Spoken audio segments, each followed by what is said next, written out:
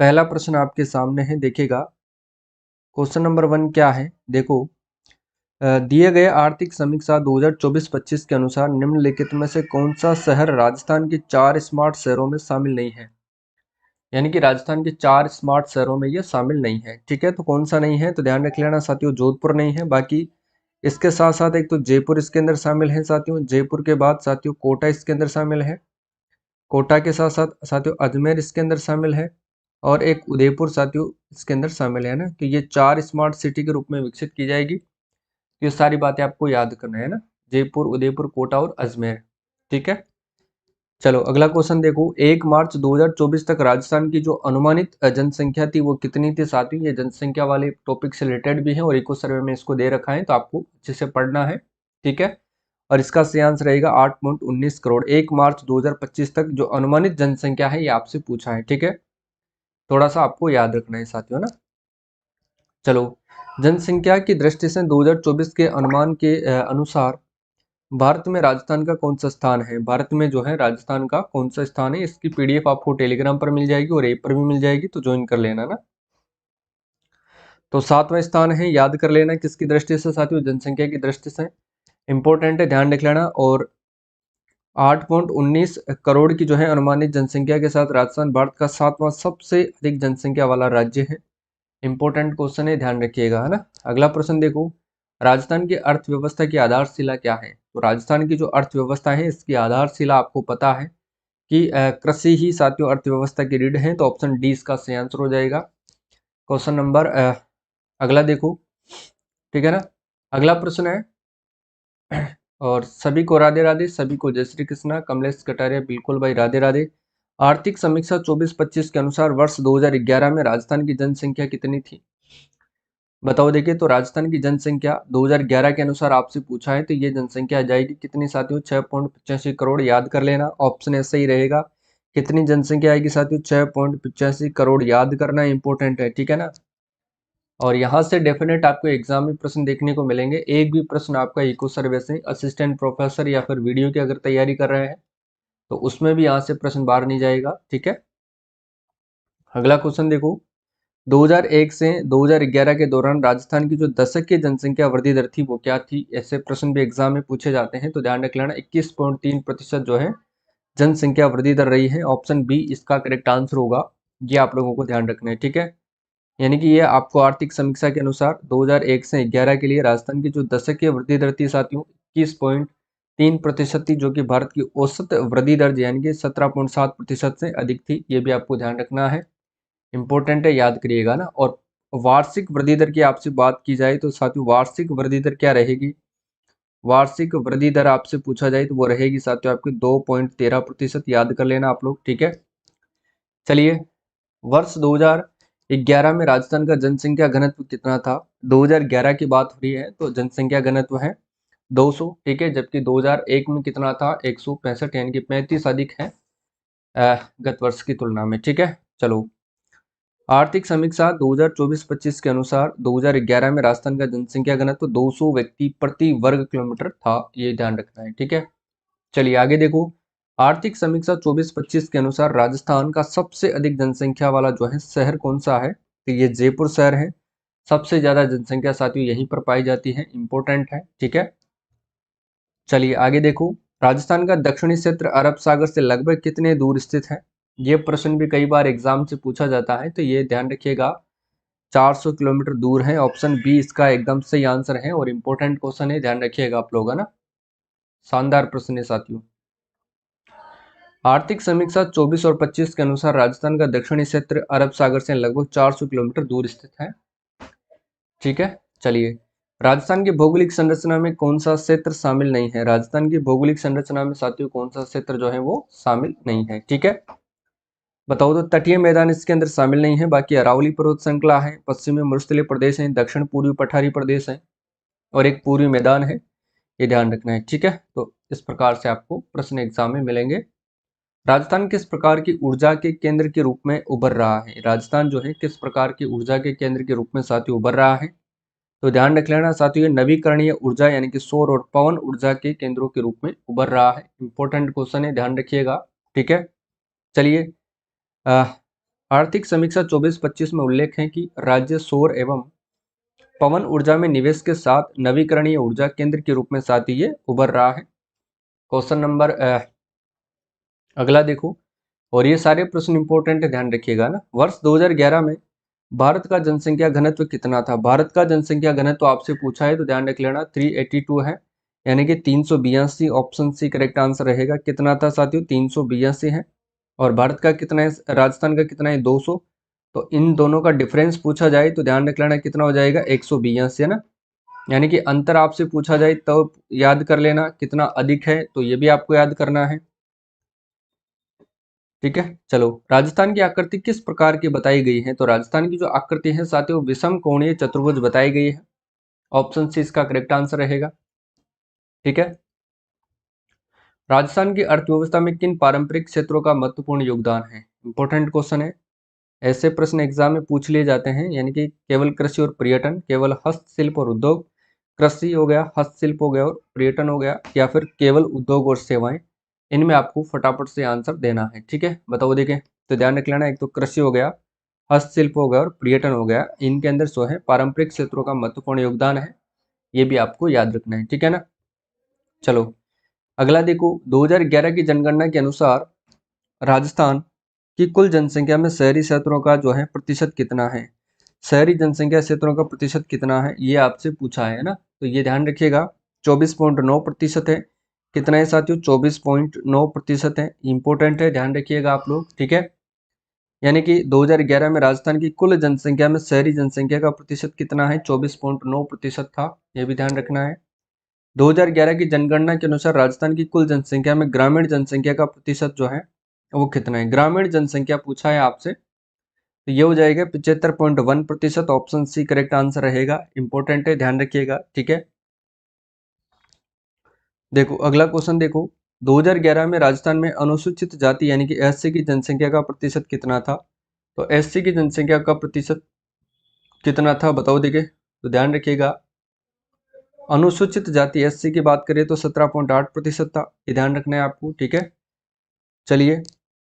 और वही आपसे पूछे कि राजस्थान की 2011 की जनगणना के अनुसार राजस्थान में अनुसूचित जनजाति एसटी की जनसंख्या का प्रतिशत भारत के औसत से कम था, अधिक था, बराबर था या तुलना नहीं की जा सकती? तो ध्यान रखना है इसका जो सही आंसर रहेगा वो था अधिक था ना। ये ध्यान रखना है। राजस्थान में जो अनुसूचित जनजाति है उसका जो प्रतिशत है वो 13.5% था, जबकि भारत का 8.6% था। तो यानी याद करना भारत से अधिक था। ये भी आपको याद रखना है। ठीक है, 2011 में राजस्थान का लिंगानुपात महिलाएं प्रति हजार पुरुष कितना था, बताओ। 2011 का जो लिंगानुपात था वो कितना था? तो ध्यान रख लेना 928 है। इंपॉर्टेंट है, याद कर लेना आप लोग। ठीक है, याद करिएगा। ऑप्शन डी एकदम सही आंसर होगा। ठीक है, 928 जो है महिलाएं प्रति हजार पुरुष था। ठीक है, 2011 में राजस्थान का बाल लिंगानुपात यानी कि 0 से 6 वर्ष जो है वो कितना था? तो बाल लिंगानुपात की बात करें तो 888 याद कर लेना, है ना। ऑप्शन बी इसका सही आंसर होगा। ये रहा 888 बालिकाएं प्रति हजार बालक दर्शाया गया है। 2011 की जनगणना के अनुसार राजस्थान की साक्षरता दर कितनी थी? राजस्थान की जो साक्षरता दर थी वो प्रश्न आपसे पूछा है। बताओ देखिए इसका जो सही आंसर है वो कौन दे पाता है? तो ध्यान रखिएगा, इसका सही आंसर हो जाएगा 66.1% हो जाएगा। ऑप्शन डी एकदम सही आंसर है। ठीक है, ये वो सारणी है जो इको सर्वे में दी गई है, वहां से मैंने ये प्रश्न बनाया है। ठीक है ना। 2011 में राजस्थान की कुल साक्षरता दर 66.1% थी, जो भारत की साक्षरता दर 73.0% से कम थी। ये ध्यान रख लेना, इंपॉर्टेंट क्वेश्चन है, ध्यान रखिएगा। 2011 में राजस्थान में पुरुष साक्षरता दर क्या थी? 2011 में राजस्थान में जो पुरुष साक्षरता दर थी वो क्या थी, बताओ देखिए। पुरुष साक्षरता दर आपसे पूछा है तो वो थी 79.2% थी। ठीक है, देखो 2011 की जनगणना के अनुसार राजस्थान में महिला साक्षरता दर भारत के औसत की तुलना में अधिक थी, लगभग बराबर थी, या फिर काफी कम थी, या कोई डेटा उपलब्ध नहीं है। ये प्रश्न आपसे पूछा है। ठीक है ना। तो इसका जो सही आंसर है वो क्या है, बताओ देखिए। तो काफी कम थी भारत की तुलना में राजस्थान की साक्षरता दर। ठीक है ना, यानी कि जो राजस्थान की महिला साक्षरता दर थी वो तो थी 52.1% थी, जबकि भारत का औसत जो है महिला साक्षरता दर कितना है? 64.6% है। तो जो एक महत्वपूर्ण अंतर को दर्शाता है, ठीक है ना। इन दोनों का डिफरेंस भी आपको याद रखना है, पूछा जा सकता है एग्जाम में। चलिए, 2011 में राजस्थान की कार्य सहभागिता जो दर है वो कितनी थी? कार्य सहभागिता दर आपसे पूछा है, बताओ देखिए। 2011 में राजस्थान की जो है कार्य सहभागिता दर कितनी थी? तो वो थी 43.6% थी, ठीक है, याद कर लेना। देखो, कार्य सहभागिता दर राजस्थान की 43.6% थी, जो कि भारत के औसत 39.8% से अधिक थी, यानी भारत की जो कार्य सहभागिता दर से अधिक है अपने राजस्थान की, ठीक है ना, तो ध्यान रखिएगा। वर्ष 2020 के आंकड़ों के अनुसार राजस्थान में जो है अशोधित जन्म दर क्या थी? अशोधित जो जन्म दर थी वो क्या थी? तो ध्यान रखिएगा आप लोग, 23.5 प्रति हजार, ये ध्यान रखना है, ऑप्शन बी करेक्ट आंसर होगा, ठीक है। चलो, वर्ष 2020 के अनुसार राजस्थान में अशोधित मृत्यु दर कितनी थी? अशोधित जो मृत्यु दर है साथी वो कितनी थी? तो ध्यान रखिएगा 5.6 प्रति हजार, ये ध्यान रखना है, ठीक है, जो कि भारत के औसत से 6.0 से कम थी, ये ध्यान रखना है। 2020 के आंकड़ों के अनुसार राजस्थान में शिशु मृत्यु दर क्या थी? बताओ देखिए, शिशु मृत्यु दर क्या थी साथियों, बताओ। शिशु मृत्यु दर थी प्रति 32,000 प्रति जीवित जन्म पर, है ना, यानी कि जो ये 1 लाख पर आंकी जाती है, ये ध्यान रख लेना, ठीक है। चलिए, 2018 से 20 के आंकड़ों के अनुसार राजस्थान में मातृ मृत्यु अनुपात जो है वो कितना था? मातृ मृत्यु जो अनुपात है साथियों वो कितना था? यह प्रश्न आपसे पूछा गया है, तो ध्यान रख लेना, 113 प्रति लाख जो है जीवित जन्म पर जो है मातृ मृत्यु अनुपात है ना, यानी कि 1 लाख के अंदर 113 जो है महिलाएं जो है वो क्या करती हैं? मृत्यु होती है ना, ये ध्यान रख लेना। चलिए, 16 से 20 के आंकड़ों के अनुसार राजस्थान में जन्म के समय जीवन प्रत्याशा कितनी थी? जन्म के समय जो जीवन प्रत्याशा थी वो कितनी थी? बताओ देखें, इसका सही आंसर क्या रहेगा? 16 से 20 की बात पूछ रहा है, तो ये ध्यान रख लेना, 59.4% थी, ऑप्शन बी करेक्ट आंसर हो जाएगा, है ना। चलिए, नेक्स्ट क्वेश्चन देखो, अगला प्रश्न है, राजस्थान सरकार ने किस वर्ष तक 350 बिलियन डॉलर की अर्थव्यवस्था हासिल करने का लक्ष्य रखा है? तो ये कब तक रखा है इन्होंने 350 बिलियन डॉलर, है ना, तो ये रखा है साथियों 2029 तक रखा है, ठीक है। 350 बिलियन डॉलर की बात हो रही है ना। आर्थिक समीक्षा 2024 और 25 में स्पष्ट रूप से उल्लेख है कि राजस्थान का लक्ष्य वर्ष 2029 तक 350 बिलियन डॉलर की अर्थव्यवस्था हासिल करना है, इंपॉर्टेंट है, ठीक है। अमृत कालखंड विकसित राजस्थान @ 2047 की परिकल्पना के तहत कितने संकल्प यहाँ पर लागू किए जाने हैं? ये प्रश्न हो सकता है एग्जाम से आपसे पूछ लिया, और इसके जो 10 संकल्प हैं वो आपको याद रखने हैं ना, क्योंकि यहाँ से भी प्रश्न आपसे पूछे जा सकते हैं। तो इसके तहत 10 संकल्प थे, ये भी आपको ध्यान रखना है, ठीक है ना।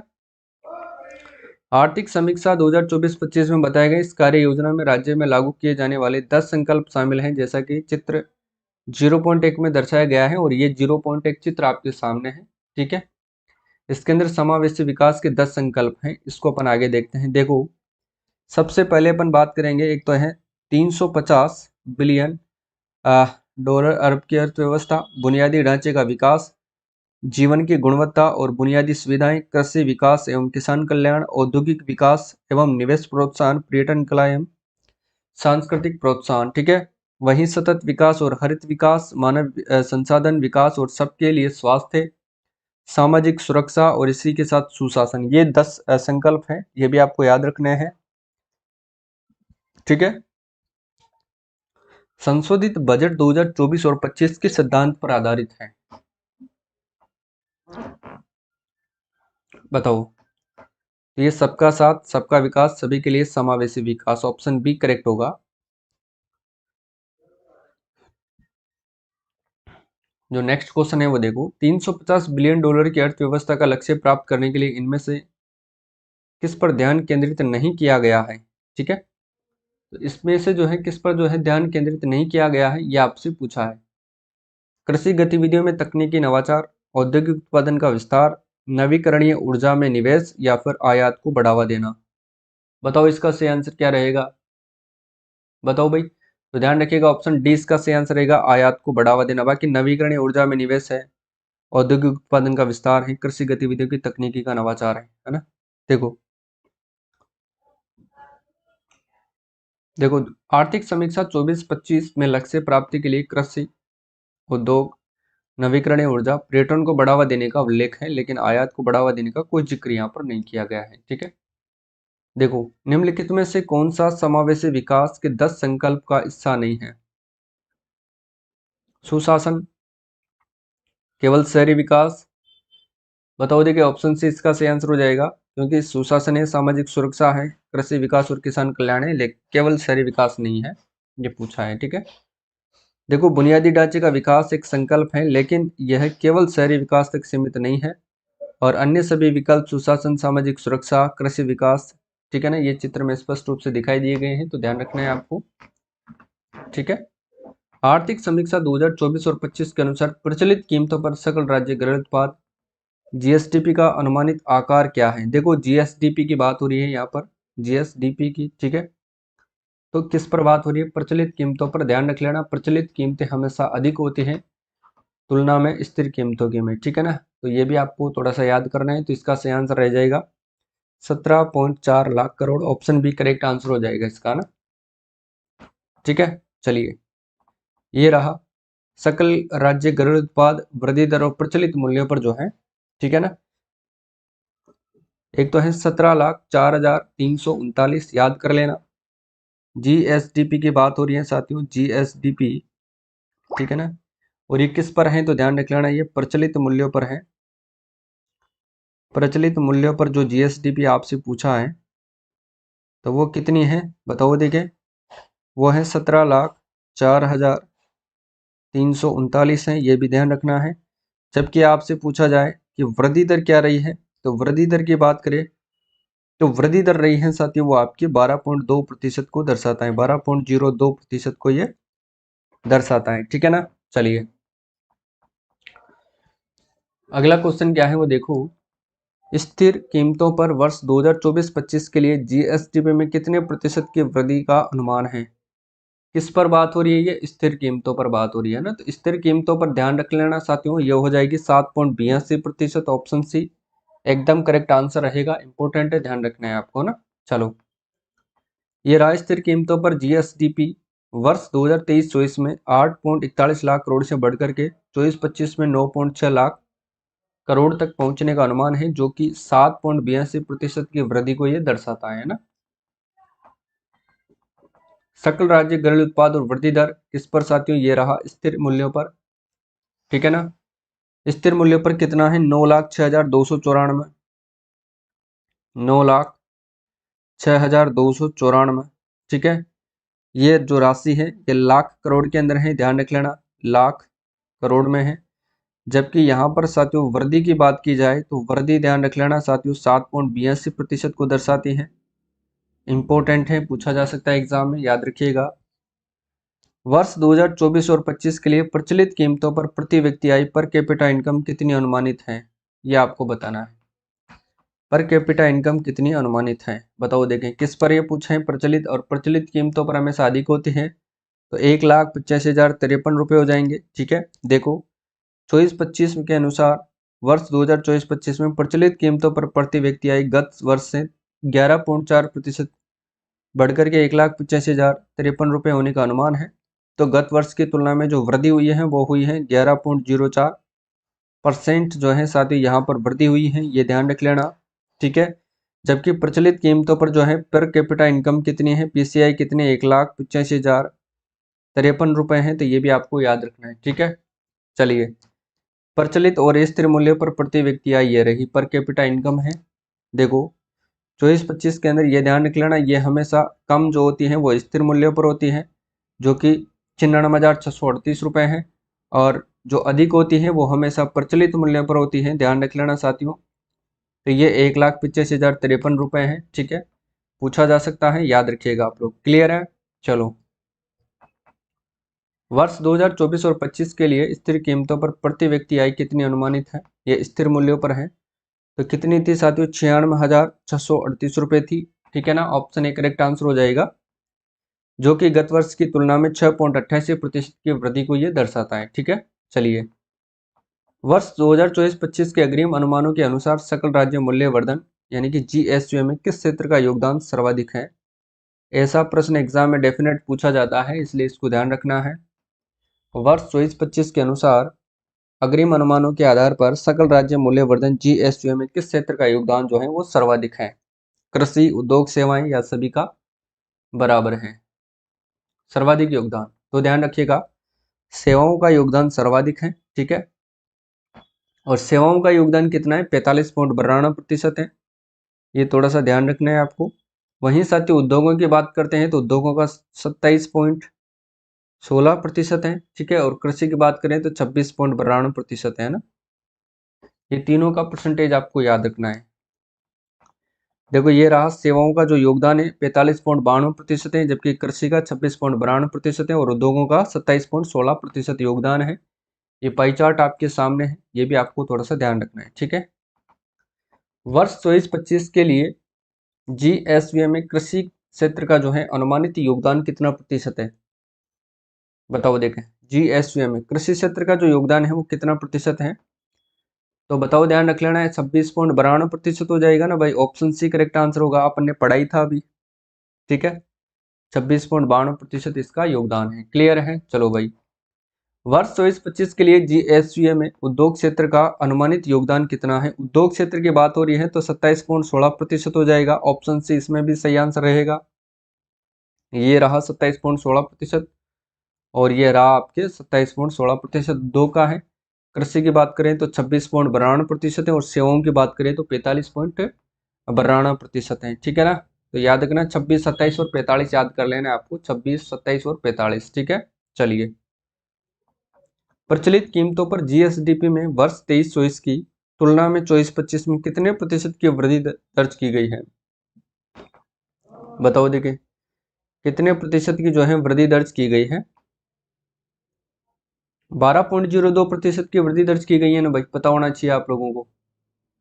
अभी तो अपन पढ़कर आए थे, ठीक है। ऑप्शन बी इसका सही आंसर रहेगा, 12.02% है ना, याद कर लेना है, ठीक है। चलो, ये रहा भाई। देखो, प्रचलित कीमतों पर जीएसडीपी वर्ष 2023 और 24 के 15.22 लाख करोड़ से बढ़कर के कितना हुआ गया है? 17.04 लाख करोड़ हो गया है, जो कि वृद्धि दर पूछे तो 12.02% हो जाएगा ना। ये ध्यान रख लेना है। क्लियर है? चलिए आगे देखो, उद्योग क्षेत्र में निम्नलिखित में से जो है क्या शामिल है? उद्योग क्षेत्र के अंदर क्या क्या शामिल है? केवल खनन और विनिर्माण, केवल बिजली गैस जलापूर्ति, खनन विनिर्माण बिजली गैस जलापूर्ति और निर्माण, केवल परिवहन और भंडारण। तो इसका जो सही आंसर रहेगा ऑप्शन सी करेक्ट आंसर होगा साथियों, याद कर लेना आप लोग, है ना। इसके अंदर क्या क्या शामिल है? देखो, खनन, विनिर्माण, बिजली गैस जलापूर्ति और निर्माण इसके अंदर शामिल किए गए हैं, ठीक है। और इसका जो योगदान है उद्योगों का 27.16% है, ये भी आपको याद कर लेना है। ये किसका है साथियों? ये उद्योग का है। जबकि कृषि की बात करें तो 26.92% हो जाएगा। ये किसका है साथियों? तो ये कृषि का है। अगर आपसे पूछे 45.92% किसका है तो ये हो जाएगा साथियों सेवाओं का, ठीक है ना। तो सबसे ज्यादा किसका है? सेवाओं का है, उसके बाद उद्योग का है, फिर सबसे कम कृषि का है, ठीक है। तो ये भी आपको याद करना है, ठीक है ना। सर्वाधिक किसका है? तो सर्वाधिक तो है सेवाओं का, और सबसे कम यानी कि न्यूनतम किसका है? तो न्यूनतम है साथियों आपकी कृषि का। कृषि का 26.92% है, ठीक है। वर्ष 2024 में थोक मूल्य सूचकांक WPI के ईंधन, बिजली, प्रकाश और स्नेह समूह में क्या परिवर्तन हुआ है?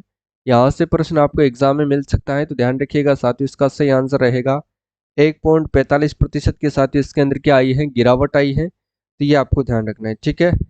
इसकी व्याख्या देखो, व्याख्या में कुछ ज़्यादा महत्वपूर्ण नहीं है, ठीक है। चलो, सितंबर 2024 तक राजस्थान का जो ऋण जमा अनुपात यानी कि क्रेडिट डिपॉजिट रेशियो कितना था? ये आपसे पूछा गया है। और इसका सही आंसर क्या होगा बताओ देखिए। तो इसका जो सही आंसर रहेगा वो रहेगा आपके 86.92% साथियों जो है इसका अनुपात है, किसका? ऋण जमा अनुपात, है ना। चलिए नेक्स्ट क्वेश्चन देखो, ये ध्यान रखना है इसके अंदर कि राज्य का जो ऋण जमा अनुपात है वो बढ़कर के कितना हो गया है? 24-25 में 86.92% हो गया है, जो कि राष्ट्रीय औसत से ध्यान रख लेना अधिक है, ठीक है ना। क्योंकि राष्ट्रीय औसत का जो अनुपात है वो है 79.32%, जबकि अपने राजस्थान का कितना है?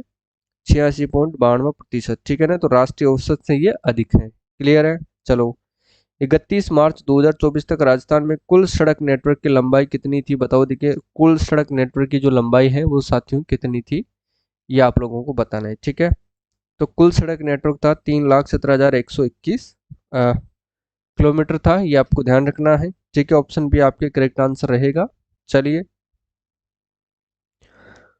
ठीक है ना, 31 मार्च 2024 तक जो इतना सड़क नेटवर्क था। चलिए, यात्रियों की सुरक्षा के लिए बसों में कौन सी प्रणाली यहाँ पर लगाई गई है?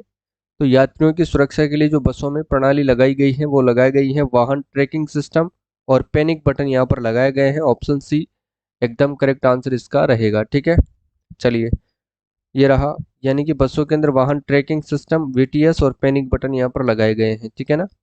महिलाओं और वरिष्ठ नागरिकों के लिए बस किराए में दी जाने वाली रियायत को साथियों 30% से बढ़ाकर कितना कर दिया गया है, ये बताना है। पहले कितना था साथियों? 30% था, अब उससे बढ़ा करके ध्यान रख लेना साथियों 50% कर दिया गया है।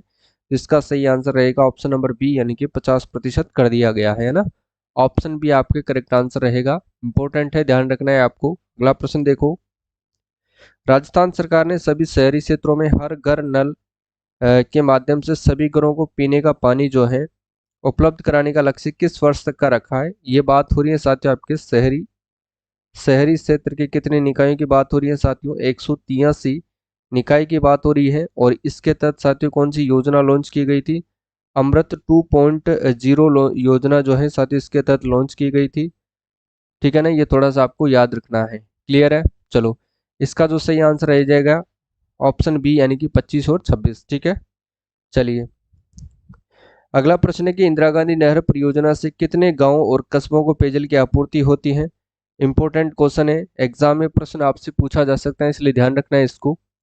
ठीक है, और इसका जो सही आंसर रहेगा 5,719 गांव और 39 कस्बों को साथियों इसके तहत जो है पेयजल की आपूर्ति होती है। किसके तहत? इंदिरा गांधी नहर परियोजनाओं के तहत। ठीक है, चलिए नेक्स्ट क्वेश्चन देखिएगा, जेजेएम यानी कि जल जीवन मिशन के तहत वर्ष 2024-25 में दिसंबर 2024 तक कितने नए घरों को जल कनेक्शन से जोड़ा गया है? बात आती है साथियों आपके 2024 और 25 की, है ना, ये ध्यान रख लेना है।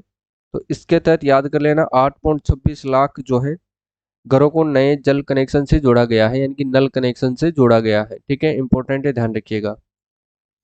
चलिए, 1 अगस्त 2021 को अमृत 2.0 के तहत कितने शहरी निकायों में साथियों जलापूर्ति के कार्य मंजूरी की गई है? ठीक है ना, ये ध्यान रख लेना साथियों। अमृत 2.0 योजना शुरुआत होती है 1 अक्टूबर 2021 को, ये भी ध्यान रख लेना है। ठीक है, और 183 नगर निकायों को जो है निकायों को शहरी निकायों को इसके अंदर जो है जलापूर्ति की गई है, ये भी आपको याद रखना है। ठीक है, चलो, और इसके तहत ध्यान रख लेना 5,123.06 करोड़ कार्यों को मंजूरी भी दी गई है। 123 साथियों शहरी निकाय है, स्थानीय निकाय है। ठीक है, सितंबर 2024 तक राजस्थान में प्रति व्यक्ति बैंक जो है ऋण पर कैपिटा क्रेडिट कितना था, ये भी बताना है आपको। कब तक साथियों? सितंबर 2024 तक। तो ध्यान रखना है वो कितना था, वो था साथियों आपके 74,211। ध्यान रख लेना। ठीक है ना, ये रहा, नीचे नीचे देखो 74,211। ठीक है, करोड़ था ये आपको याद रखना है। ठीक है ना, ये चार्ट है, इस चार्ट के अंदर आपको दे रखा है राजस्थान में जो बैंकिंग सेवाएं हैं उनकी बात यहाँ पर की गई है। ठीक है ना, नवंबर 2024 तक राजस्थान में कुल कितने डाकघर कार्यरत थे? बताओ देखे, कितने डाकघर साथियों राजस्थान में कार्यरत थे? तो ये ध्यान रख लेना है 11,044। ऑप्शन सी करेक्ट आंसर हो जाएगा। ठीक है, चलो अगला देखो, सितंबर 2024 तक राजस्थान में वायरलेस और वायरलाइन ग्राहकों की संख्या क्रमशः कितनी थी? वायरलेस और वायरलाइन ग्राहकों की संख्या साथियों क्रमशः कितनी थी? तो ध्यान रख लेना 6.47 करोड़ और 0.12 करोड़। ऑप्शन बी एकदम सही आंसर आपके रहेगा, और ये प्रश्न भी इंपॉर्टेंट है, आपको ध्यान रखना है। ठीक है, चलिए, ठीक है ना, ये रहा चार्ट, यहाँ से ध्यान रख लेना, ये रहे वायरलेस ग्राहक कितने हैं 6.47, और ये रहे आपके वायरलाइन ग्राहक यानी कि 0.12 करोड़। ठीक है, ये 6.47 करोड़ है, ये आपको ध्यान रखना है। ग्रामीण, ये रहे ग्रामीण कितने हैं 10,448। ठीक है, और ये रहे शहरी 596। ठीक है ना, ये ध्यान रखना है आपको। क्लियर है? ये डाकघरों की संख्या है। टोटल डाकघर कितने हैं? 11,044 है, जिसमें से ग्रामीण कितने हैं? 10,448 है, और शहरी कितने हैं? 596। ठीक है, ये ध्यान रखना है आपको। और वायरलेस ग्राहक है आपके 6.47 करोड़, और वायरलाइन जो ग्राहक है वो है 0.12 करोड़। ठीक है, टोटल की बात करें तो 6.59 करोड़ ग्राहक हैं। ये भी आपको ध्यान रख लेना है, इंपॉर्टेंट है, पूछा जा सकता है। ठीक है, चलिए। दिसंबर 2024 तक राजस्थान में बिजली की कुल स्थापित क्षमता कितनी थी? बिजली की कुल स्थापित क्षमता की बात हो रही है, तो वो कितनी थी साथियों? वो थी 26,325.19 करोड़ थी। ये आपको ध्यान रखना है। ऑप्शन सी इसमें आपकी करेक्ट आंसर रहेगा। क्लियर है? चलिए, अगला क्वेश्चन देखो। देखो, राजस्थान की कुल स्थापित बिजली क्षमता में सौर ऊर्जा का हिस्सा कितना है?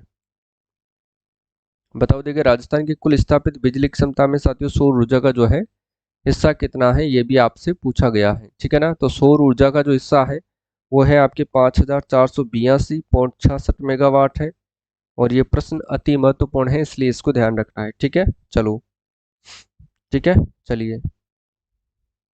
ये रहा राजस्थान नवीकरणीय ऊर्जा, जिसमें विशेष रूप से सौर ऊर्जा कितनी है? 5,482.66 मेगावाट में अग्रणी है। ठीक है ना, चलिए। दिसंबर 2024 तक साथियों राज्य में extra high voltage EHV transmission network की जो लंबाई है वो कितनी थी? ये प्रश्न भी पूछा जा सकता है, इसलिए आपको ध्यान रख लेना है। EHV की बात हो रही है, यानी कि एक्स्ट्रा हाई वोल्टेज की बात हो रही है, तो इसका जो सही आंसर रहेगा option number B 44,638 circuit kilometre है। ये भी आपको ध्यान रखना है। क्लियर है? चलिए आगे देखो, नेक्स्ट क्वेश्चन क्या रहेगा। मार्च 2024 से दिसंबर 2024 तक बिजली उपभोक्ताओं की संख्या में कितनी वृद्धि हुई है? बिजली उपभोक्ता के जो है उनकी संख्या में साथियों कितनी वृद्धि हुई है? तो ये प्रश्न आपसे पूछा गया है, और इसका सही आंसर रहेगा 190.61 लाख से 196.22 लाख, यानी कि वृद्धि की बात करें तो 2.94% की वृद्धि इसके अंदर दर्ज की गई है। ठीक है ना, तो ये आपको ध्यान रखना है। चलिए, आर्थिक समीक्षा 2024-25 के अनुसार मार्च 2024 में कुल उपभोक्ताओं की संख्या कितनी है? 190.61 लाख, जो बढ़कर के दिसंबर 2024 तक कितनी हो गई है? 196.22 लाख हो गई है, जो कि 2.94% की वृद्धि को ये दर्शाता है। ठीक है, तो ये बात भी आपको अच्छे से याद रखनी है। नवीन एवं नवीकरणीय ऊर्जा मंत्रालय MNRE के अनुसार राजस्थान की कुल अनुमानित सौर ऊर्जा उत्पादन क्षमता कितनी है? सौर ऊर्जा उत्पादन क्षमता नवीन और नवीकरणीय ऊर्जा मंत्रालय के अनुसार आपसे पूछा गया है, तो ये 142 गीगावाट, ऑप्शन बी आपका करेक्ट आंसर होगा। ये भी आपको याद रखना है। ठीक है। दिसंबर 2024 तक राजस्थान में घरेलू विद्युत उपभोक्ताओं की संख्या थी। बताओ देखें, घरेलू उपभोक्ताओं की संख्या कितनी थी? 68 नंबर का क्वेश्चन आपको बताना है, तो इसके लिए ध्यान रख लेना 153.72 लाख है। ये भी आपको याद रखना है। घरेलू ये रहा आपके सामने, घरेलू के अंदर ये रहा 153.72 लाख। ठीक है, ये क्या थे? उपभोक्ता है। ठीक है ना, जबकि गैर घरेलू उपभोक्ताओं की बात करें तो गैर घरेलू उपभोक्ता है 17.61 लाख। ये प्रश्न पूछा जा सकता है। कृषि उपभोक्ताओं की बात करें तो वो है 20.13 लाख। ठीक है, और उद्योग की बात करें तो वो है आपके 3.25 लाख। ठीक है ना, तो ये सारी चीजें आपको अच्छे से याद रखनी है, इंपॉर्टेंट है, पूछा जा सकता है। ठीक है, चलो। दिसंबर 2024 तक राजस्थान में कृषि क्षेत्र में विद्युत उपभोक्ताओं की संख्या कितनी थी? तो अभी अपन ने देखा ही था ना भाई, 20.13 लाख थी। ये भी तो अपन ने पढ़ा ही था। ऑप्शन डी आपका सही आंसर रहेगा। ये रहा, यहाँ पर ये कृषि से संबंधित है, तो 20.13 लाख है ना। चलो, नेक्स्ट क्वेश्चन देखो, अगला प्रश्न। दिसंबर 2024 तक राज्य में इलेक्ट्रिक वाहन यानी कि ईवी चार्जिंग स्टेशनों के लिए कितने विद्युत कनेक्शन थे? ईवी की बात हो जाए तो ईवी में ध्यान रख लेना साथियों, कितने थे ईवी के? 538, ऑप्शन डी सही रहेगा। ठीक है ना, 538 चार्जिंग स्टेशन थे। ये रहे यहाँ पर ईवी से संबंधित अपन यहाँ पर देख रखे हैं, ये रहा ईवी का। ठीक है, और मिश्रित भार के लिए इतना है, और स्ट्रीट लाइट की भी अपन आगे बात करेंगे, है ना। चलो, तो ये रहा 538 विद्युत कनेक्शन थे, ये ध्यान रखना है आपको। स्वास्थ्य एवं परिवार कल्याण मंत्रालय के अनुसार वर्ष 2031 तक राजस्थान में शहरी आबादी का अनुमानित हिस्सा कितना होने का जो है यहाँ पर अनुमान है, तो ये भी आपको ध्यान रखना है। ठीक है, देखो इसके बाद अपन बात करते हैं, अगला प्रश्न क्या है। चार्जिंग स्टेशन का तो अपन ने पढ़ लिया। इसके बाद देखो परिवार कल्याण, तो 27.74 है ना, ऑप्शन सी करेक्ट आंसर हो जाएगा। देखो राजस्थान में वर्ष 2021 में यह हिस्सा कितना था, 26.33% था। कब की बात हो रही है, 2021 के अंदर कितना था, ये 26.33% था, जो कि वर्ष 2021 तक बढ़कर के 31 तक बढ़कर के होने का अनुमान है 27.74%। अपन बात करते हैं 2031 यानी कि दशक की बात करें, तो इसके अंदर ये कितना बढ़ने का अनुमान है, तो 27.74% बढ़ने का अनुमान है, ये आपको ध्यान रखना है। ठीक है, चलो नेक्स्ट क्वेश्चन देखो। जयपुर मेट्रो रेल परियोजना चरण 1B चांदपोल से बड़ी चौपड़ के लिए किस वित्तीय संस्था ने वित्त पोषण किया है। तो ध्यान रख लेना, इस जो भी वित्तीय संस्था है उसने कितना किया है, 810 करोड़ का वित्त पोषण किया है, और इसका सही आंसर रहेगा ऑप्शन सी, यानी कि एशियाई विकास बैंक एडीबी, आपको याद रखना है। ठीक है ना, ये रहा 810 करोड़ का वित्त पोषण इन्होंने किया है जयपुर मेट्रो के चरण 1B के लिए, है ना, चांदपोल से बड़ी चौपड़ तक। वर्ष 2024-25 में दिसंबर 2024 तक जयपुर विकास प्राधिकरण जेडीए ने पूंजीगत व्यय के रूप में कितनी राशि व्यय की है। जेडीए ने साथियों पूंजीगत व्यय के रूप में कितनी राशि इन्होंने व्यय की है, तो ध्यान रख लेना 913.34 करोड़। कितनी की है साथियों, 913.34 करोड़, है ना, याद कर रहे हैं आप लोग, 913.34 करोड़ इंपॉर्टेंट है, आप लोगों को याद रखना है। जबकि केडीए की बात करता हूँ, केडीए ने कितनी की है, तो केडीए की बात करें तो 420.11 करोड़ ये केडीए का है, और यह है साथियों जेडीए का, है ना, केडीए और जेडीए दोनों याद रखना है आपको। देखो वर्ष 2024 और 25 में दिसंबर 2024 तक कोटा विकास प्राधिकरण केडीए ने विकास कार्यालय के कितनी राशि जो है इन्होंने व्यय की है। तो केडीए की बात करें तो हो जाएगा 420.11 करोड़, ये भी इंपॉर्टेंट है, आपको ध्यान रखना है। ठीक है ना, ऑप्शन भी करेक्ट आंसर होगा उसमें। चलो नेक्स्ट क्वेश्चन क्या है वो देखो। UIDSSMT योजना के तहत कुल कितनी राशि मंजूर की गई है और दिसंबर 2024 तक कितनी राशि का उपयोग किया जा चुका है, तो ये भी आपको बताना है।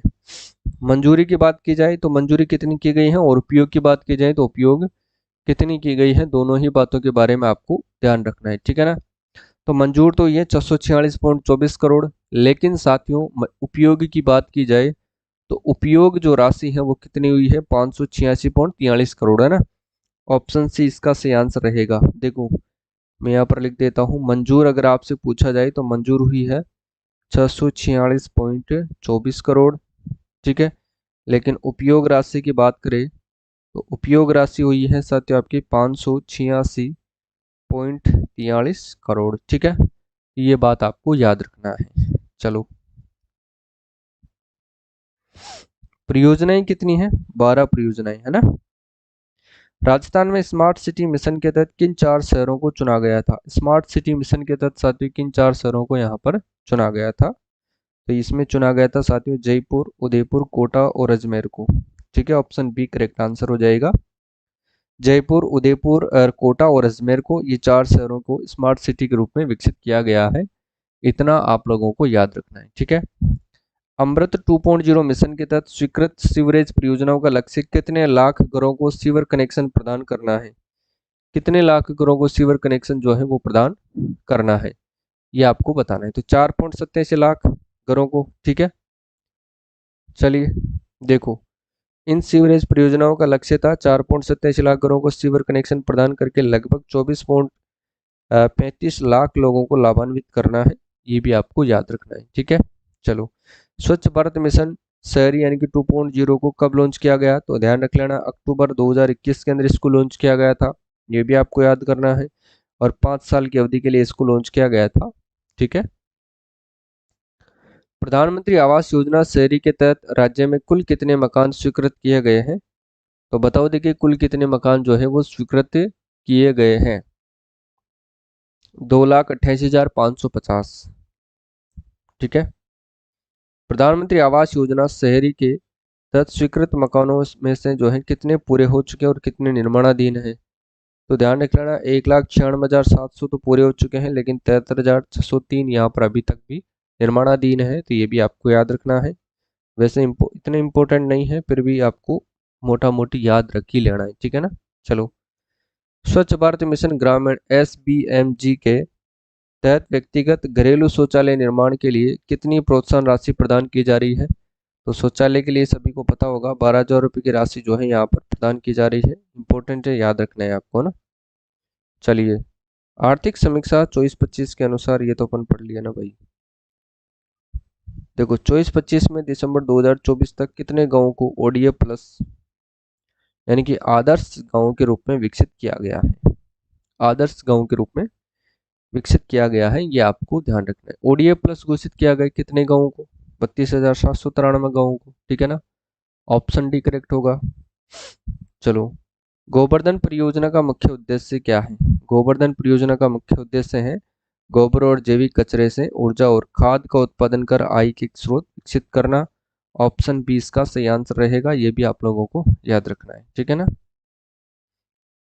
चलो भाई, दिसंबर 2024 तक राजस्थान के राज्य आपदा मोचन निधि यानी कि SDRF में कितनी राशि थी, ये भी आपको ध्यान रखना है, ठीक है ना।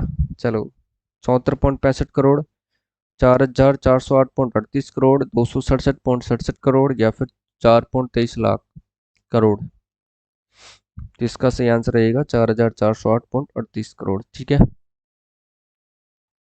इसके बाद देखो, वर्ष 2024 और 25 में राज्य के सकल राज्य मूल्यवर्धन GSV में कृषि और संबंध गतिविधियों का अनुमानित योगदान कितना प्रतिशत है? GSV में किसकी बात हो रही है? ये सकल राज्य मूल्यवर्धन कृषि की बात हो रही है, 26.92% है। जबकि 45.92% ये तो सेवाओं का योगदान है भाई, है ना। सेवाएं 27.16% ये उद्योग है, ठीक है ना। चलो, इसके बाद देखो, वर्ष 24-25 के अग्रिम अनुमानों के अनुसार राज्य में कुल खाद्यान्न उत्पादन कितना होने की संभावना है? कुल खाद्यान्न उत्पादन की बात हो रही है भाई इसमें, तो इसमें तो 267.67 लाख मीट्रिक टन उत्पादन होने की संभावना है। और ये बहुत ही शानदार प्रश्न है, ये भी आपको याद रखना है ना। चलिए, वर्ष 24-25 में खाद्यान्न उत्पादनों में गत वर्ष की तुलना में कितने प्रतिशत की वृद्धि जो है होने की संभावना है? गत वर्ष की तुलना में कितने परसेंट की वृद्धि? तो 10.67% की वृद्धि होने की पूरी पूरी संभावना है, ये भी आपको याद रखना है, ठीक है। चलिए, विमुक्त घुमंतु और अर्ध घुमंतु भूखंड पट्टा आवंटन अभियान के तहत 2 अक्टूबर 2024 को कितने परिवारों को भूखंड पट्टे आवंटित किए गए हैं? तो कितने परिवारों को किए गए हैं? 17,156 परिवारों को। ऑप्शन डी सही आंसर होगा, ठीक है। चलिए, वर्ष 2024-25 में दिसंबर 2024 तक कुल कितनी गोवर्धन परियोजना स्थापित की गई हैं? तो ये भी आपको याद करना है, 11 गोवर्धन परियोजनाएं जो है यहाँ पर स्थापित की गई हैं। ऑप्शन सी सही आंसर होगा, ठीक है। चलिए, आर्थिक समीक्षा 24-25 के अनुसार किस वर्ष में खाद्यान्न उत्पादन के पिछले वर्ष की तुलना में सबसे अधिक गिरावट हुई है? खाद्यान्न उत्पादन में सबसे, तो ध्यान रख लेना, इंपॉर्टेंट क्वेश्चन है साथियों, बहुत ही महत्वपूर्ण प्रश्न है, एग्जाम में पूछा जा सकता है। इसका सही आंसर रहेगा 21 और 22 के अंदर गिरावट हुई थी, ठीक है ना। और ये भी आपको ध्यान रखना है, लगभग जो है 41 लाख मीट्रिक टन की बात हो रही है ना। ये देखो, सबसे ज़्यादा 21 और 22 के अंदर गिरावट हुई थी। ये बात आपको याद रखना है, क्लियर है। 231 ही रह गया था, 231.92 ही रह गया था, लाख मीट्रिक टन की बात हो रही है ना। जबकि सब में बढ़ा हुआ है, सबसे कम यहीं पर गिरा हुआ था, लगभग 41 लाख मीट्रिक टन।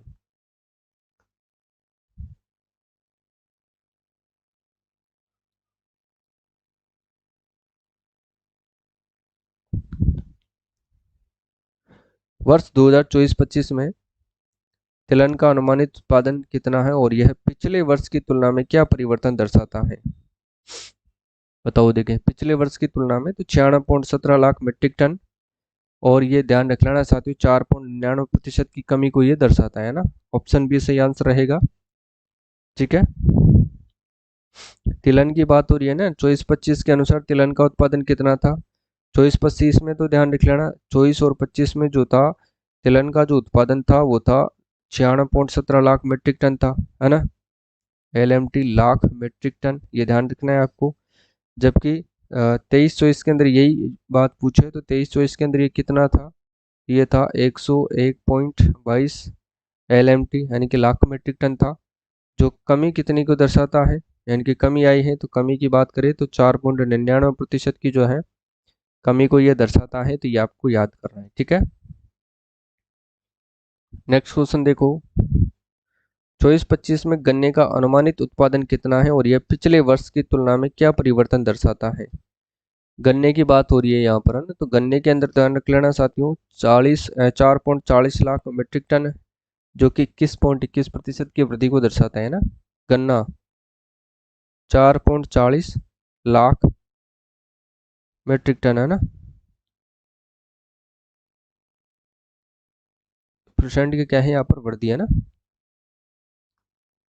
आर्थिक समीक्षा 24-25 में दिया गया है कि गन्ने का उत्पादन वर्ष 23-24 के 3.63 लाख मीट्रिक टन की तुलना में वर्ष 2024-25 में 4.40 लाख मीट्रिक टन होने की संभावना है, जो कि 21.21% की वृद्धि को क्या करता है, ये दर्शाता है ना।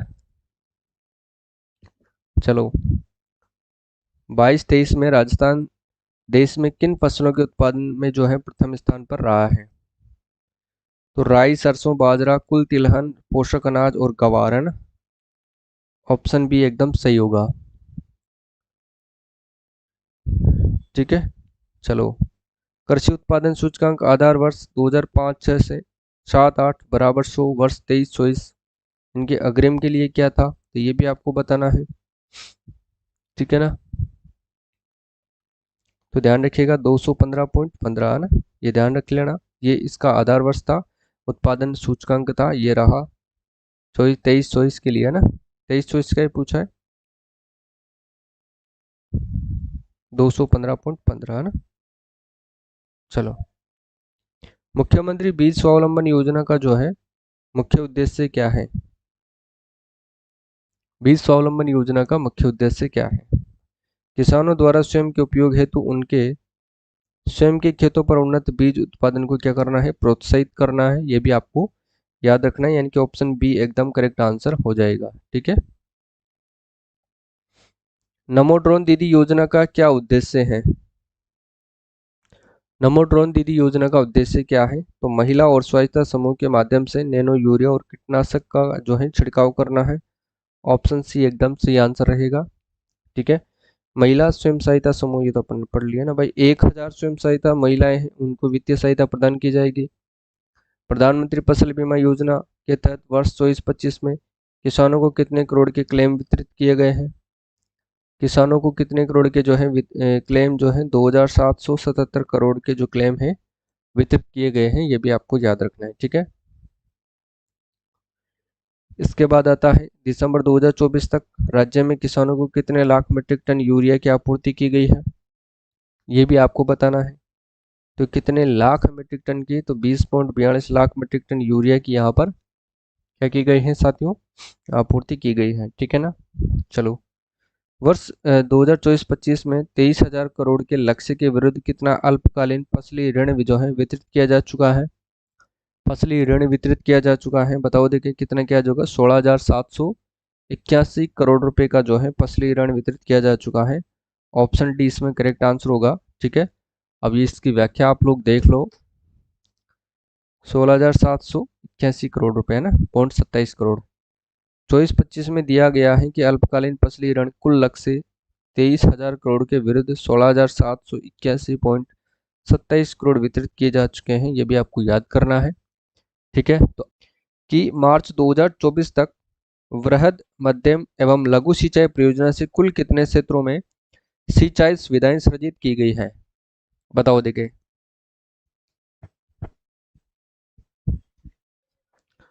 तो ध्यान रखिएगा, इसका सही आंसर रहेगा 39.36 लाख हेक्टेयर, है ना। ये थोड़ा सा आपको ध्यान रखना है, इंपॉर्टेंट है, ऑप्शन बी आपके सही आंसर रहेगा, ये थोड़ा सा आपको याद रखना है, ठीक है। चलो भाई, नेक्स्ट क्वेश्चन देखो, ये रहा इसकी व्याख्या है, ये तो ये आपको टेस्ट में मिल जाएगी एचटी जैसे किसी व्याख्या, है ना। चलो, वर्ष 2025-24-25 के लिए मुख्य प्रमुख सिंचाई योजनाओं जैसे कि इंदिरा गांधी नहर परियोजना को छोड़ करके कितना बजट प्रावधान यहाँ पर किया गया था, ये आपको बताना है। ठीक है, तो कितना बजट प्रावधान यहाँ पर किया गया था, तो ध्यान रख लेना 5,803.75 करोड़ जो है बजट यहाँ पर प्रावधान किया गया था। तो ये थोड़ा सा आपको याद रखना है, ऑप्शन बी आपके करेक्ट आंसर रहेगा, इंपॉर्टेंट है और आपको याद रखना है। ठीक है, चलिए नेक्स्ट देखो, दिए गए कृषि उत्पादन सूचकांक यानी कि एक चार्ट है, उसके अंदर अपन बात करेंगे तो किस वर्ष सूचकांक में पिछले वर्ष की तुलना में गिरावट देखी गई है, बताओ देखें। तो ध्यान रख लेना, कृषि उत्पादन सूचकांक की यहाँ पर बात हो रही है, तो इसके अंदर जो गिरावट देखी गई थी वो 21-22 के अंदर देखी गई थी। वो चार्ट भी अपन देखेंगे, ये रहा वो चार्ट, ये रहा वो 21 और 22 वाला। ठीक है ना, यहाँ पर 201.57 रहा था। 21 और 22 की अपन बात करते हैं, 2021 और 22 की बात करें तो इसके अंदर जो कृषि उत्पादन सूचकांक वो घट करके कितना रहा था, 201.57 रहा था, है ना। और ये सबसे कम गिरावट यहीं पर हुई थी। ठीक है, चलो इसके बाद देखो, संशोधित पार्वती कालीसिंध चंबल एकीकृत परियोजना से कितने जिलों को पीने का पानी उपलब्ध होगा और कितने लोगों को लाभ मिलेगा, ये भी आपको बताना है। इसका सही आंसर क्या होगा, कमेंट करो और फटाफट से बताओ। देखिए 10 जिलों में 25 लोग, 13 जिलों में 32.5 मिलियन लोग या 17 जिलों में 32.5 मिलियन लोग। इसका सही आंसर जो है वो कौन देने वाला है, देव देखे। तो 17 जिलों में 32.5 मिलियन लोग होंगे। ठीक है, जिले अगर पूछे तो जिले कितने हैं साथियों, जिले की बात करी जाए तो वो है आपके 17। ठीक है, लोगों की बात की जाए तो लोग हैं आपके 32.5 मिलियन लोग हैं। ठीक है, ये आप लोगों को याद रखना है, इंपॉर्टेंट है, याद रखना है। ठीक है, चलो अगला क्वेश्चन देखो, नेक्स्ट क्या रहेगा, देश की कुल पशुधन में राजस्थान का हिस्सा कितना है। देश के कुल पशुधन के अंदर जो राजस्थान का हिस्सा है वो कितना है, तो अपन बात करते हैं कुल पशुधन की बात करें साथियों, कुल पशुधन के अंदर जो है राजस्थान का हिस्सा कितना रहने वाला है। अपना जो राज्य है इसका जो हिस्सा है वो रहेगा 10.60% रहने वाला है। ठीक है, इंपॉर्टेंट है, आपको याद रख लेना है। ठीक है ना, कितना हिस्सा है, 10.60% हिस्सा है अपने राजस्थान का पशुधन के अंदर। ऑप्शन सी इसका करेक्ट आंसर होगा। चलिए नेक्स्ट क्वेश्चन देखो, वर्ष 2022 और 23 में राष्ट्रीय दुग्ध उत्पादन में राजस्थान का योगदान कितना प्रतिशत था। किसकी बात हो रही है साथियों, दुग्ध उत्पादन की, है ना। दुग्ध उत्पादन के अंदर साथियों राजस्थान का हिस्सा जो है वो कितना रहने वाला है, ये आपको बताना है। ठीक है, तो बताओ भाई, देखिए इसका सही आंसर क्या रहेगा, कौन बताएगा फटाफट से। 14.44% याद रखना है आपको, 14.44%, सॉरी, है ना। देखो भाई 14.44% रहने वाला है, क्लियर है। चलो इसका सही आंसर लगा लो यहाँ पर, ऑप्शन सी करेक्ट आंसर रहेगा। अगला क्वेश्चन देखो, और ये ऊन उत्पादन के अंदर राजस्थान का कौन सा कितना प्रतिशत हिस्सा है, 47.98% हिस्सा किसके अंदर है। ये ध्यान रख लेना साथियों, ये आपके ऊन उत्पादन के अंदर है, उत्पादन के अंदर है। ठीक है ना, तो ये थोड़ा सा आपको याद रखना है, क्लियर है। चलो नेक्स्ट देखो, राष्ट्रीय ऊन उत्पादन में राजस्थान का योगदान कितना है। राष्ट्रीय ऊन उत्पादन में राजस्थान का जो योगदान है कितना है, अभी अपन ने देखा ही था, कितना है साथियों, 47.98% जो है ऊन उत्पादन के अंदर राजस्थान का हिस्सा है। ठीक है ना, ऑप्शन सी सही रहेगा ना। जबकि साथियों में बात करूं दुग्ध उत्पादन की, तो दुग्ध उत्पादन में कितना हिस्सा है, दुग्ध उत्पादन के अंदर, दुग्ध उत्पादन में जो हिस्सा है वो है साथियों आपके 14.44%, है ना। ठीक है जी, चलिए नेक्स्ट क्वेश्चन क्या है, इसका आंसर दो। मुख्यमंत्री किसान सम्मान निधि योजना के तहत राज्य सरकार के द्वारा प्रधानमंत्री किसान सम्मान निधि के लाभार्थियों को प्रतिवर्ष कितनी अतिरिक्त जो है वित्तीय सहायता दी जाएगी। दो ध्यान रख लेना साथियों, 2,000 रुपये वित्तीय सहायता अतिरिक्त दी जाएगी ना, 2,000 रुपये की जो है वित्तीय सहायता जो है वो अतिरिक्त दी जाएगी, ये आपको ध्यान रखना है। ठीक है ना, चलो लघु और सीमांत वृद्ध किसानों के लिए सम्मान पेंशन योजना के तहत 58 वर्ष या फिर उससे अधिक आयु के पुरुष किसानों को मासिक पेंशन दी जा रही है। तो कितनी दी जा रही है? ध्यान रख लेना साथियों, 1150 है ना। 1150 रुपये जो है मासिक पेंशन इनको दी जा रही है। ऑप्शन बी आपके करेक्ट आंसर रहेगा। चलो अगला देखो।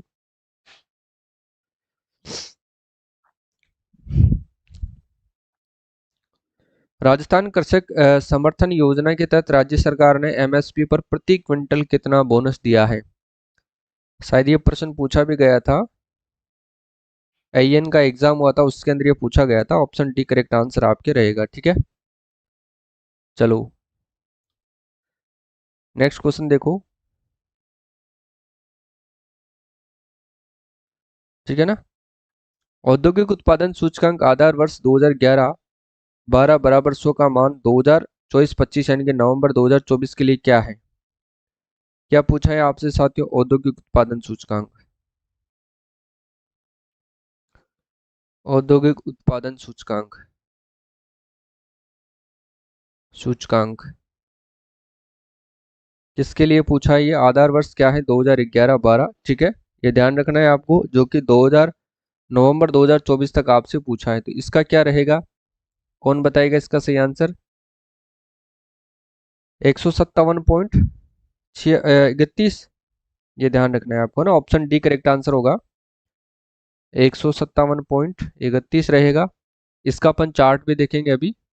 ठीक है, ये रहा 2024 और 25 के लिए नवंबर 2024 तक लास्ट रहेगा आपके 157.31 रहेगा ना। ये रहा आपके सामने, इसका चार्ट भी है तो ध्यान रखना है आपको। ठीक है, चलो वर्ष 2024-25 में राज्य औद्योगिक क्षेत्र में स्थिर यानी कि 2011-12 में कीमतों पर जीएसवी में कितने प्रतिशत की वृद्धि यहाँ पर देखी गई है? बताओ। देखिए जीएसवी की बात हो रही है, जीएसवी के अंदर कितने परसेंट की वृद्धि देखी गई है, किस पर देखी गई है साथियों? तो ये भी आपको ध्यान रख लेना है, स्थिर कीमतों पर। ठीक है ना, स्थिर कीमतों पर ये भी आपको याद रखना है। कब की बात पूछ रहा है ये? 2024 और 25 की है ना।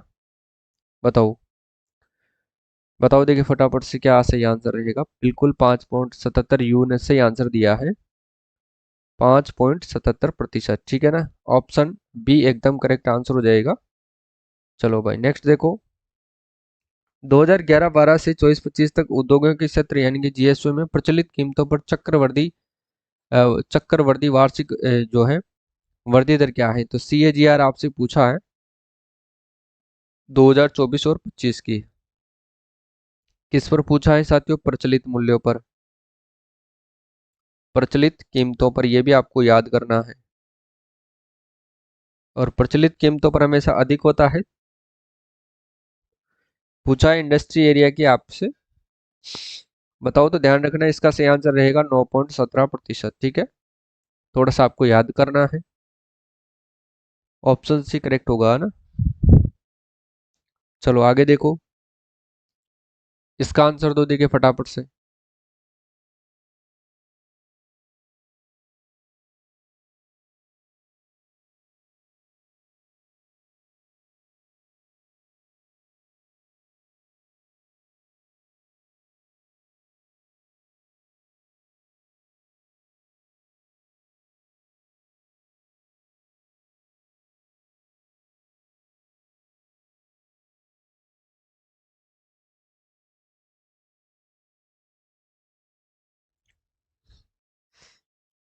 चलो बताओ भाई। चलो इसका आंसर दो देखिए ना। राजस्थान एमएसएमई नीति 2024 का उद्देश्य क्या है? एमएसएमई नीति की बात पूछा है आपसे, एमएसएमई 2024 है ना। इसका जो मेन पर्पज है वो क्या रखा गया है? देखो, छोटे और मध्यम उद्यमों को बढ़ावा देने के लिए और उनके विकास के लिए अनुकूल वातावरण बनाना। ऑप्शन बी इसका सही आंसर होगा। ठीक है, चलो नेक्स्ट देखो। एमसेंड नीति की बात हो रही है भाई, 2024 का मुख्य लक्ष्य क्या है? एमसेंड नीति की पूछा है आपसे, बताओ देखे। एमसेंड पॉलिसी के बताओ देखे, 2024 का मेन पर्पज क्या रखा गया है? तो निर्माण बताओ, देखिए इसका सही आंसर क्या रहेगा। तो देखो, निर्माण कार्यों में नदी की रेत यानी कि जो बजरी है, इसके स्थायी विकल्प के रूप में निर्मित रेत एम सैंड के उत्पादन और उपयोग को बढ़ावा देना। ऑप्शन सी एकदम करेक्ट आंसर रहेगा। ये आपको याद रखना है, ठीक है ना। चलो, नेक्स्ट जो क्वेश्चन है वो देखिएगा। राइजिंग राजस्थान इन्वेस्टमेंट समिट में कितने करोड़ रुपए के समझौते का जो है ज्ञापन हुआ है और इस पर हस्ताक्षर किया गया है। किसकी बात हो रही है? राइजिंग राजस्थान की बात हो रही है। तो इसके अंदर ध्यान रख लेना, 35 लाख करोड़ का एमओयू किया गया था।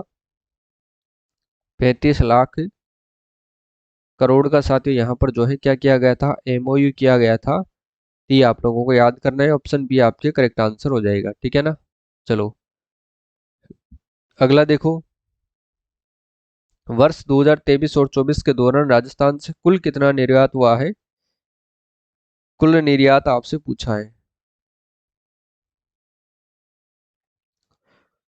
निर्यात है ना। निर्यात का मतलब यहाँ से कितना सामान जो है विदेशों के अंदर गया है 2023-24 के अंदर। तो इसका सही आंसर क्या रहेगा? 83,704.24 करोड़, है ना। ये ध्यान रख लेना। इतना निर्यात जो है राजस्थान से हुआ है, ठीक है ना। और इसका सही आंसर रहेगा option number C, correct answer होगा। ये भी आप लोगों को याद रखना पड़ेगा, ठीक है। चलिए भाई, वर्ष 23-24 में राजस्थान के निर्यात में सबसे बड़ा योगदान किस वस्तु श्रेणी का था? तो सर्वाधिक जो योगदान है वो किसका है, बताओ। देखिए, कौन बताएगा? पहले ये परसेंटेज में दिए जाते थे, लेकिन अब साथियों ये आंकड़ों के अंदर दिया गया है। सर्वाधिक जो योगदान है वो किस वस्तु का है? किस वस्तु का है, कौन बताएगा इसका सही आंसर?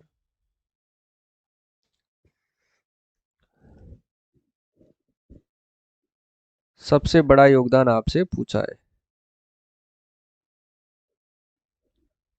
पता है? अभियांत्रिकी, बिल्कुल अभियांत्रिकी है ना। ऑप्शन सी सही आंसर हो जाएगा, यानी कि इंजीनियरिंग का है। और इसका जो निर्यात है वो कितना है साथियों, ये भी आपको ध्यान रखना है। 16,982.51 करोड़, है ना। 16,982.51 करोड़, ये ध्यान रखना है आपको, है ना। ये जो कि प्रथम नंबर पर आता है, ये भी इंपॉर्टेंट है और याद करना है, ठीक है। चलो, इसके बाद देखो। वर्ष 2023-24 में राजस्थान से कपड़ा एंड टेक्सटाइल का कुल निर्यात कितना रहा है? कपड़े का जो निर्यात है वो कितना रहा है? कपड़े का बताओ देखे भाई सभी। कपड़े का जो निर्यात है वो कितना रहा है? ये आपको फटाफट से बताना है, बताओ देखे। तो इसका तो क्या रहा है? 88,19.58 करोड़। 88,19.58 करोड़, है ना।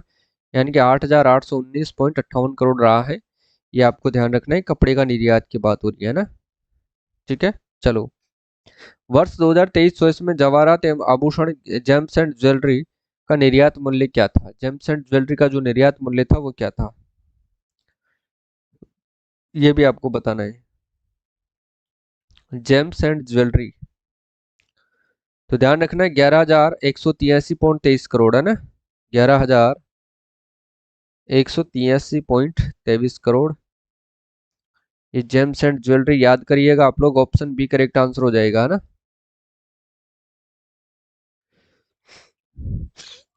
चलो, नेक्स्ट देखो।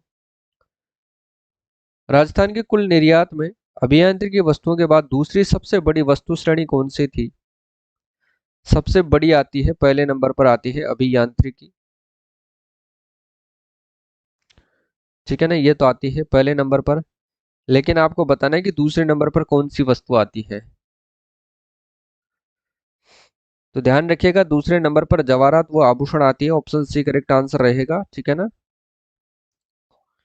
जवाहरात व आभूषण, ठीक है ना। ये थोड़ा सा ध्यान रखना है, जेम्स एंड ज्वेलरी। चलो, और इसमें कितना योगदान है इसका? 11,183.23 करोड़, है ना।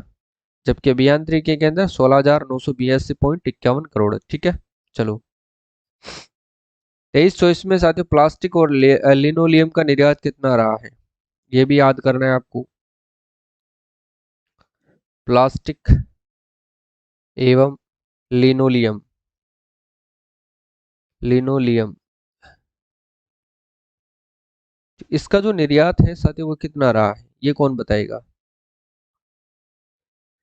तो ऑप्शन ए करेक्ट आंसर रहेगा 4010.27 करोड़। 4010.27 करोड़, ये ध्यान रखना है आपको, इंपॉर्टेंट है, पूछा जा सकता है। ठीक है, चलिए भाई नेक्स्ट क्वेश्चन देखिएगा। वर्ष 23-24 में ड्रग्स और फार्मास्यूटिकल्स का निर्यात मूल्य क्या था? फार्मास्यूटिकल्स बताओ देखें, इसका जो निर्यात था वो कितना था? इसका निर्यात था साथियों 2954.20 crore. Option C correct answer रहेगा। ठीक है ना, 2954.20 करोड़ याद करिएगा आप लोग, है ना। चलो नेक्स्ट देखो, भारत के कुल कच्चे तेल उत्पादन में राजस्थान का योगदान लगभग कितना प्रतिशत है? कच्चे तेल के उत्पादन की बात हो रही है, इसमें राजस्थान का योगदान कितना परसेंट है, ये कौन बताएगा?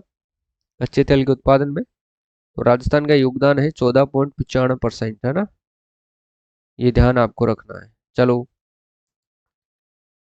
जबकि बात करें मिलियन मेट्रिक टन की बात करें तो 4.39 मिलियन मेट्रिक टन, यानी कि याद रख लेना MMT। ठीक है,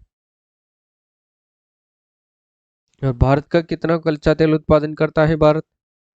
29.36 मिलियन मेट्रिक टन, है ना, MMTPA। चलिए भाई नेक्स्ट क्वेश्चन देखो, बाड़मेर के 15 तेल क्षेत्रों से वर्तमान में प्रतिदिन लगभग कितना कच्चा तेल उत्पादित हो रहा है? कितना साथियों यहाँ पर कच्चा तेल जो है वो उत्पादित हो रहा है? तो ध्यान रखना है आपको, 66,000 से 67,000 बैरल, 66,000 बैरल से लेकर के 67,000 बैरल, है ना, ये आपको याद करना है, इंपॉर्टेंट है, पूछा जा सकता है, याद रखिएगा। चलो भाई, राजस्थान में कुल शुद्ध प्राकृतिक गैस का उत्पादन प्रतिदिन लगभग कितना है? बताओ देखे कितना है? 3.50 से 3.70। ऑप्शन सी करेक्ट आंसर रहेगा। पचपदरा बालोतरा में स्थापित की जा रही रिफाइनरी सह पेट्रोकेमिकल्स की क्षमता साथियों कितनी है, ये भी आपको बताने हैं। बताओ देखे, तो 9 MMTPA है। ठीक है, ऑप्शन बी करेक्ट आंसर रहेगा। ठीक है ना, चलो नेक्स्ट जो आता है वो देखो, 23-24 के कुल निर्यात में इंजीनियरिंग सामान, रत्न और आभूषण, धातु, कपड़ा और हस्तशिल्प का जो संयुक्त योगदान कितने प्रतिशत से अधिक था? तो इसका जो योगदान है याद कर लेना आप लोग, 65% से अधिक था, ये ध्यान रखना है आपको। ऑप्शन बी करेक्ट आंसर रह जाएगा। ठीक है, चलिए नेक्स्ट क्वेश्चन देखो, कैलेंडर वर्ष 2024 के दौरान राजस्थान में कुल कितने पर्यटकों ने भ्रमण किया है? ऐसे प्रश्न वैसे एग्जाम में नहीं आते हैं, फिर भी आप लोग मोटा मोटी याद कर लो, 2321, है ना। अब वैसे ये इतने जो खास प्रश्न है वो है नहीं आगे। ठीक है, तो बस इतना ही अपन पढ़ेंगे, इससे अच्छे प्रश्न अब जो है वो खत्म हो गए हैं, वो इतने ही प्रश्न थे। ठीक है ना, इसके बाद जो मेन प्रश्न आते हैं ये रहा, राजस्थान पर्यटन इकाई नीति जो है 2024 को कब लागू किया गया था? जो राजस्थान पर्यटन इकाई नीति को कब लागू किया गया था, ये कौन बताएगा? देखिए बताओ भाई फटाफट से। 4 दिसंबर 2024 को लागू किया गया था, ऑप्शन बी सही आंसर होगा ना। देखो, दिसंबर 2024 तक स्वीकृत पर्यटन परियोजनाओं से लगभग कितने लोगों को रोजगार सृजित होने की संभावना है? ऐसे प्रश्न वैसे एग्जाम में नहीं आते हैं, याद रखना है आपको। सांस्कृतिक गतिविधियों को बढ़ावा देने के क्रम में राज्य ने कुल कितने मेले और त्योहारों का आयोजन किया जाता है, ये भी आपको बताना है। तो 72 प्रकार के मेले और त्योहारों का आयोजन किया जाता है। ठीक है ना, इसके बाद देखो, पुरातत्व संग्रहालय विभाग राज्य की कितनी संरक्षित स्मारक और पुरातत्व स्थलों का प्रबंधन करता है? तो ये इंपॉर्टेंट है, पूछ सकता है, ध्यान रख लेना। 345 तो स्मारक है और 43 स्थल है, ये आपको ध्यान रखना है। ठीक है, चलो भाई आगे देखो, SDG इंडिया इंडेक्स में राजस्थान का समग्र SDG स्कोर वर्ष 2023-24 में कितना रहा है? 23-24 में जो इसका स्कोर रहा है साथियों वो रहा है 67, है ना, 67 रहा है। ये ध्यान रख लेना इसके अंदर। जब अपन सतत विकास और सतत एवं हरित विकास पढ़ेंगे तब सारी चीजें डिटेल से पढ़ लेंगे इसके बारे में, ठीक है। राजस्थान एसडीजी सूचकांक का जो 5वां संस्करण है इसमें कौन कौन सा जिला शीर्ष पर रहा है? तो इसमें जो जिला शीर्ष पर रहा है वो झुंझुनू रहा है साथियों ने, याद कर लेना। झुंझुनू 66.44 स्कोर के साथ जो है शीर्ष पर रहा है। 66.44 स्कोर के साथ झुंझुनू जो है शीर्ष पर रहा है ना। राजस्थान की एकीकृत स्वच्छ ऊर्जा नीति 2024 का महत्वाकांक्षी लक्ष्य क्या रखा गया है? एकीकृत स्वच्छ ऊर्जा नीति का जो है लक्ष्य क्या रखा गया है? तो ध्यान रख लेना, यानी कि वर्ष 2029-30 तक 125 गीगावाट नवीकरणीय ऊर्जा की स्थापना करना। ये भी आपको याद करना है, ऑप्शन बी करेक्ट आंसर हो जाएगा, ठीक है। प्रधानमंत्री के द्वारा साथियों वृक्षारोपण को बढ़ावा देने के लिए कौन सा अभियान जो है वो आरंभ किया गया है? तो एक पेड़ माँ के नाम अभियान जो है यहाँ से शुरू किया गया था। ऑप्शन सी एकदम करेक्ट आंसर रहेगा ना। चलिए नेक्स्ट बात देखो, एक पेड़ माँ के नाम अभियान के अंतर्गत राज्य में 3 करोड़ के लक्ष्य के विरुद्ध कितने पौधे लगाए गए हैं? तो 5.62 करोड़ जो पौधे हैं वो लगाए गए हैं, ठीक है ना। चलिए, पीएम सूर्यघर मुफ्त बिजली योजना के तहत दिसंबर 2024 तक कितनी सौर रूफटॉप क्षमता जो है स्थापित की गई है? सौर रूफटॉप क्षमता जो है वो स्थापित की गई है ना। बताओ देखिए इसका सही आंसर क्या रहेगा? तो ये रहेगा 111.77 मेगावाट, है ना। डी वाला सही होगा इसमें। चलो भाई, राजस्थान एचडीजी सूचकांक का नवीनतम 5वां संस्करण साथियों कितने लक्ष्य और संकेतकों पर आधारित बनाया गया है? तो इसमें तो 14 तो लक्ष्य हैं साथियों और 95 संकेतक हैं। ऑप्शन बी इसका करेक्ट आंसर हो जाएगा, ये ध्यान रखना है आपको ना। इसके बाद देखो, राजस्थान इलेक्ट्रिक वाहन जो नीति है वो कब जारी की गई है? इलेक्ट्रिक वाहन नीति साथियों कब जारी की गई है? तो ये सन 2022 के अंदर जारी की गई थी। ऑप्शन सी करेक्ट आंसर रहेगा, ठीक है ना। ये रही सारी नीतियां। देखो, हरित विकास को बढ़ावा देने वाली ये जो 4 नीतियां हैं वो है, एक तो आती है राजस्थान ई वेस्ट मैनेजमेंट नीति 2023, एक आती है राजस्थान एकीकृत स्वच्छ ऊर्जा नीति, और एक आती है साथियों राजस्थान इलेक्ट्रिक वाहन नीति, है ना, 2022, और एक आती है जलवायु परिवर्तन नीति 2023, ठीक है। ये थोड़ा सा ध्यान रखना है आपको। राजस्थान में कितने राजकीय प्राथमिक और उच्च प्राथमिक विद्यालय कार्यरत हैं? वैसे इंपॉर्टेंट है नहीं है।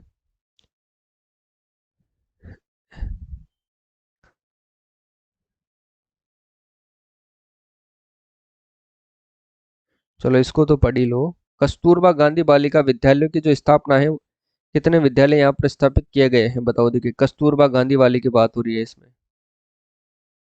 बताओ, 342, ठीक है ना, ऑप्शन बी सही रहेगा। व्यवसायिक स्कूलों के माध्यम से व्यवसायिक प्रशिक्षण के विस्तार से कितने लाख ये कोई इंपॉर्टेंट नहीं है। हाँ ये पढ़ लो। देखिए, आयुष्मान भारत स्वास्थ्य खाता यानी कि आभा आईडी जारी किए गए हैं। तो कितने आभा आईडी जारी किए गए हैं? बताओ देखिए। 6.20 करोड़ से अधिक, है ना।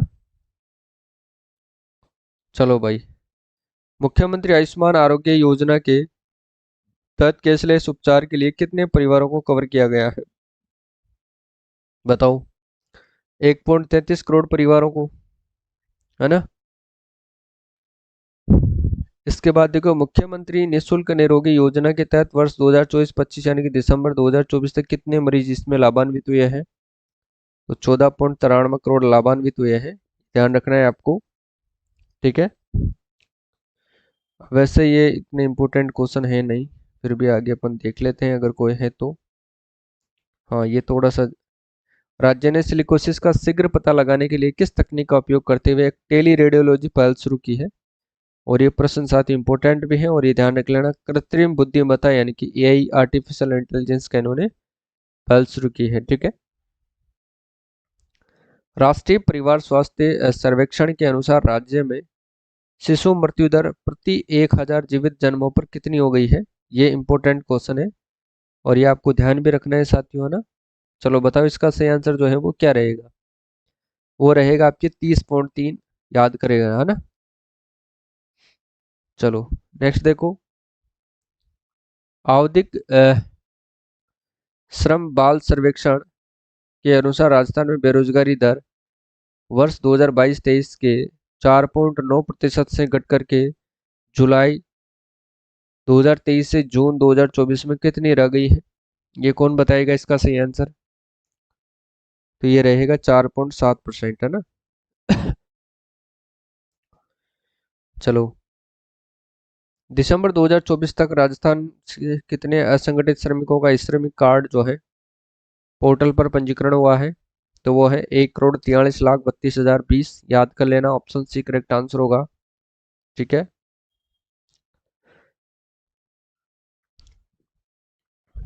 अब वैसे इतने इंपॉर्टेंट है नहीं प्रश्न ये।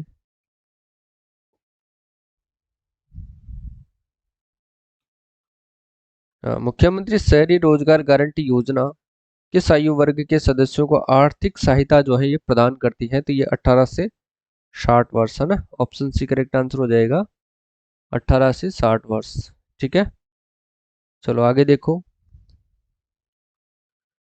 ये सब पंजीकरण वाले प्रश्न है।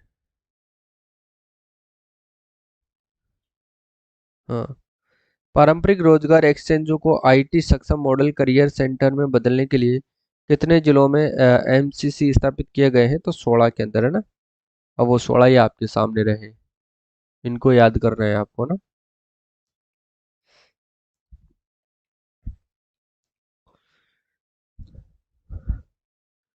अब वैसे इतने इंपॉर्टेंट है नहीं प्रश्न आगे।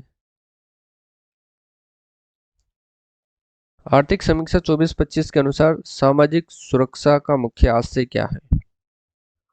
इसका मुख्य आशय एक सक्षम वातावरण बनाना है जिससे व्यक्ति आगे बढ़कर गरीबी के चक्र को ये तोड़ सके। ठीक है।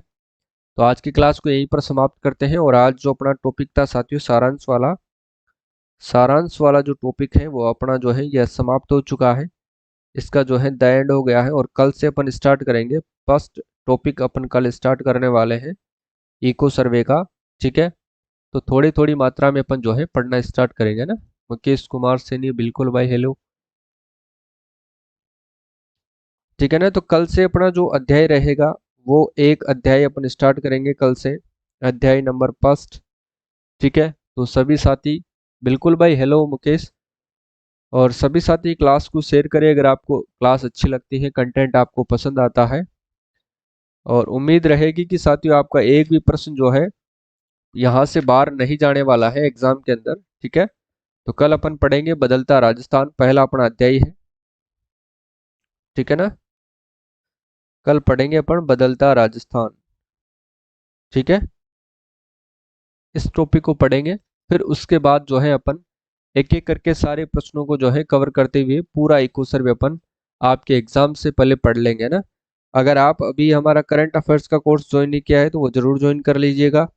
उसी के अंदर कोशिश करेंगे आपको इको सर्वे का टेस्ट सीरीज उपलब्ध करवाने के। ठीक है। इकोनॉमिक्स की जो है टॉपिक जो भी है उसके सारे टेस्ट मैं आपको इसमें उपलब्ध करवाने का पूरा प्रयास करूंगा।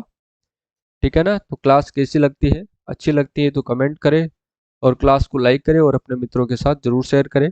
ये क्लास आपकी असिस्टेंट प्रोफेसर के लिए रामबाण साबित होगी। पिछला जो असिस्टेंट प्रोफेसर का एग्जाम हुआ था, अब तक 2 एग्जाम शायद मेरे पढ़ाने के बाद हो चुके हैं। दोनों में से 99% प्रश्न अपने बाहर नहीं गए हैं। ठीक है ना। को एक आध प्रश्न जो रहता है वो भूल जाए, वो नहीं पढ़ाने में आया हो, वो बात अलग है। बाकी अब की बार पूरा 100% अपन कवर करेंगे। एक भी प्रश्न अपन नहीं छोड़ेंगे जो आपके एग्जाम के अंदर ना आए। ठीक है ना। तो सारी चीजों को मैंने आपको लगभग साथियों 165 प्रश्न जो है वो सारांश टॉपिक से करवाए हैं। उम्मीद है कि एक एक प्रश्न जो है एक एक लाइन आपकी यहाँ से कवर हो जाएगी अगर आप इन तीनों क्लासों को देख लोगे। क्योंकि 3 पार्ट में मैंने सारांश को डिवाइड किया था, ज़्यादा बड़े पार्ट नहीं है। 20-25 मिनट का एक यह है। तो अगर आप 2 की स्पीड से पढ़ेंगे तब भी आप 30 मिनट के अंदर पूरा सारांश का पार्ट आप कवर कर लेंगे ना। वैसे कल मैं इन तीनों पार्ट को मर्ज करके एक सिंगल क्लास भी मैं आपके लिए अवेलेबल करवा दूंगा। ठीक है। तो धन्यवाद। जय हिंद, जय भारत, राधे राधे, सभी को जय श्री कृष्णा।